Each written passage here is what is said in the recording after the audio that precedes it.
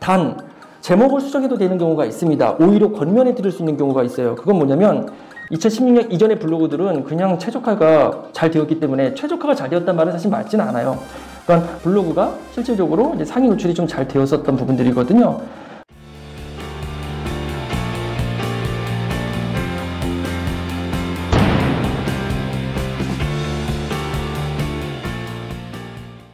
안녕하세요. 솔루션스타 아나부입니다. 여러분 반갑습니다. 네이버 블로그 관련 FAQ 부분 좀 추가된 게 있는데 그 중에서 한 2가지 정도를 여러분들과 함께 공유를 하려고 영상을 찍고 있고요. 자, 질문 10번입니다.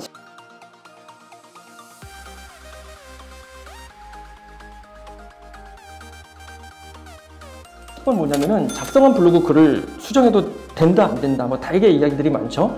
근데 여기서는 되게 중요한 게 빠졌습니다. 작성한 글을 수정하는데 제목을 수정할 것인지 본문을 수정할 것인지, 제목을 수정한다면 키워드를 수정할 것인지 아니면 키워드 속에 어떤 문장 구조의 일부분이 수정이 될 것인지, 이런 부분에 따라서 해도 되고 안 해도 되는 경우들이 정확하게 나뉘는 경우들이 있어요. 제목 수정, 그리고 본문 수정, 어떤 걸 수정하느냐, 그리고 제목 수정을 한다 그러면 제목의 어떤 부분을 수정하느냐, 내가 선정한 키워드, 메인 키워드라든지 세부 키워드 부분들을 많이 바꾸고 수정하느냐, 이런 부분들이 사실은 되게 중요한 요소가 될 수 있겠죠. 그래서 여러분들이 이 부분들은 여러분들이 꼭 기억을 했으면 좋겠어요.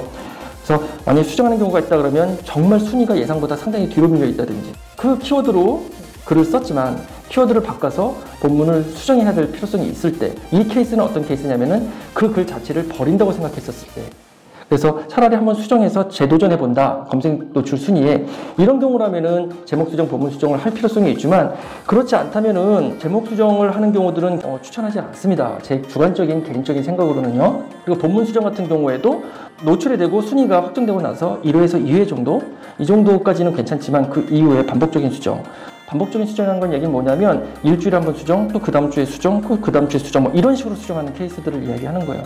그래서 검색 순위 잡히고 나서도 뭔가 문제가 있을 때 한 번 정도의 수정은 괜찮다고 봅니다.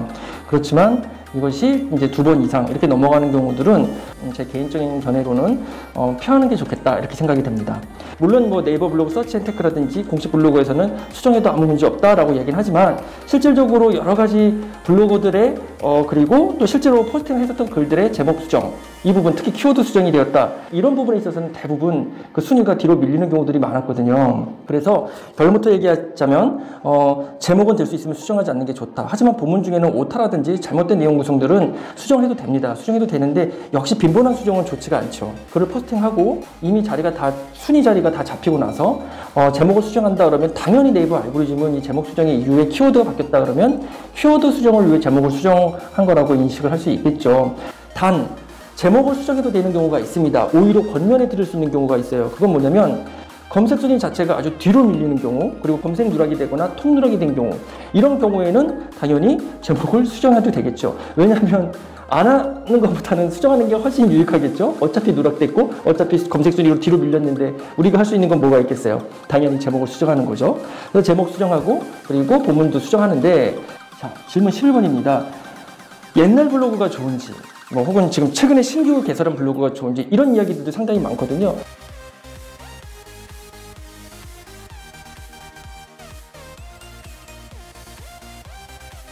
이 이야기가 나온 배경이 있죠. 2015년 11월에 네이버는 2020년 3월에 정말 대변혁이 일어났던 것처럼 2016년에도 C랭크 알고리즘이 도입되면서 큰 변화가 있었고요.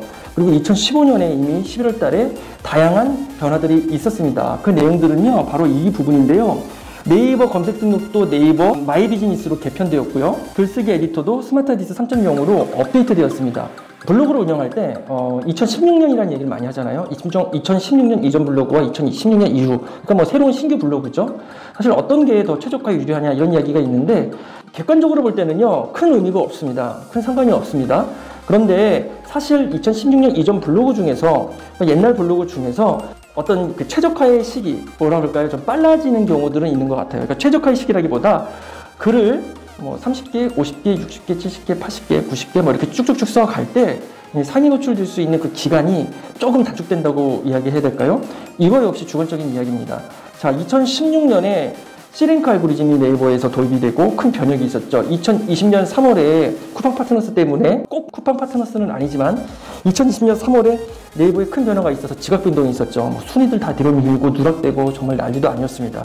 그래서 3월, 5월, 7월, 9월 연거푸 쭉 이어왔고요. 그리고 다이아 로직 알고리즘 중에서도 다이아 플러스 알고리즘이 또 다시 업데이트 됐죠. 이 마찬가지로 2015년에도 큰 변혁이 있었어요. 예를 들면 검색 등록 같은 경우에도 마이 비즈니스 부분이 개편이 되었죠. 자, 여기 쓴 것들을 좀 읽어드릴게요. 네이버 마이 비즈니스로 개편이 되었고, 그리고 사실 글쓰기 에디터도 스마트 에디터 3.0으로 바뀌고, 그리고 네이버 웹마스터 도구를 통해서 실질적으로 사이트 등록에 대한 부분들도 좀 변화가 있었고, 그와 함께 UGC 영역에서도 큰 변화가 있었습니다. 마찬가지예요. 그래서 2016년 이전에는 사실은 하루에 한 개, 두 개씩 포스팅만 하면 한두 달이면은 노출이 막 됐었거든요. 아실 거예요. 2015년 이전에는요. 그런데 그거의 폐해가 뭐냐면은 광고, 도배, 그리고 무분별한 이제 광고성, 홍보성 블로그 글들, 그리고 심지어는 블로그를 사고 팔고 이런 일들도 비일비재했었죠. 이런 부분 때문에 네이버가 크게 대대적인 변화를 줄 수밖에 없었습니다. 이 부분은 사실 정말 필요한 과정이라고 저는 생각을 하고요. 그래서 2016년이라는 기준이 나온 거거든요. 그래서 여러분들이 아셔야 될 부분들 중에는 2016년 이전의 블로그가 아무것도 안 한 블로그들이 있다든지, 아니면 실질적으로 뭐 30개, 50개, 100개의 포스팅을 했고 그 과정 속에서 무결성으로 최적화가 되어 있는, 준최적화가 되어 있는 블로그라든지 이런 부분들이라면 그 이후에도 쉽게 최적화 과정에서 상위 노출을 할 수 있는 그런 요소들은 있는 것 같아요.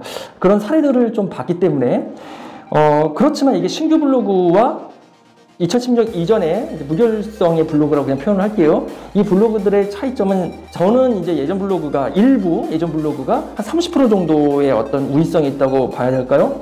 상당히 주관적인 이야기입니다. 이제 제가 경험했던 것들을 가지고 얘기하기 때문에. 그래서 여러분들이 강의를 들을 때 강사의 주관적인 얘기를 들으면 안 되고요. 강사도 항상 객관적인 얘기와 함께 정말 필요할 때 주관적인 얘기를 하되, 이것이 객관적으로 볼 때는 틀릴 수도 있다는 것도 분명히 전해줘야 될 필요성이 있습니다. 그래서 여러분들이 아실 때 2016년 큰 상관없다. 하지만 정말 2016년 이전 블로그로 테스트해보는 것들은 나쁘지 않는다고 봅니다.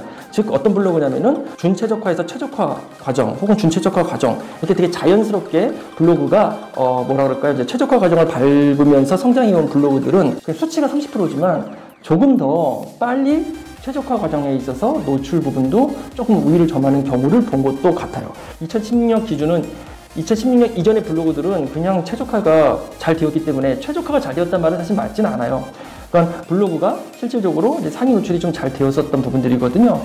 뭐 예를 들면 이웃관리 활동을 어느 정도 하고, 그리고 실질적으로 블로그의 글들도 하루에 한두 개씩 포스팅을 해서 그 데이터가 쌓였을 때 그런 현상들이 있었습니다. 이 부분, 이 두 가지 여러분들에게 얘기 드리고요. 이 전자책 부분 업데이트 된 거는요, 제가 조만간 정리해서 PDF로 해서 업데이트본으로 올려놓을게요. 마스크를 쓰고 이야기하는 이유는 그 회의실 정책이 좀 바뀌어가지고요. 이 마스크를 좀 끼고 해야 된다고 해서, 그래서 어쩔 수 없이 이렇게 끼고 여러분들에게 말씀을 드렸습니다. 낀 게 훨씬 나은 것 같은데요. 항상 끼고 해야 되겠는데.